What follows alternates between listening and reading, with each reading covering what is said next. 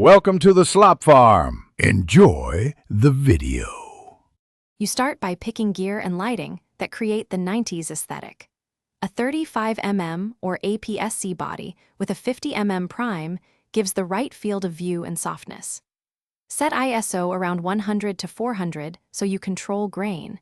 If you want subtle film grain, underexpose less or slightly overexpose by 1/3 stop to lift highlights. Position warm tungsten or natural window light at about 45 degrees and add a bounced fill to preserve shadow detail while keeping contrast.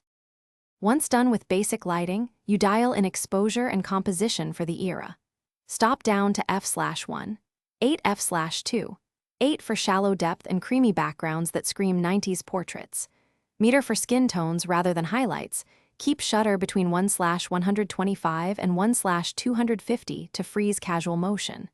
Frame your subject off-center, use negative space, and include period-appropriate props, cassette tapes, oversized jackets, or retro signage to sell the time period visually, making sure to move slightly and recompose for variety. Finish by grading to mimic film chemistry. Boost reds and yellows for warmth while slightly muting green so skin pops. Use an S-curve to lift shadows and tame highlights, then add 10 to 25% grain for texture and a subtle vignette to draw the eye.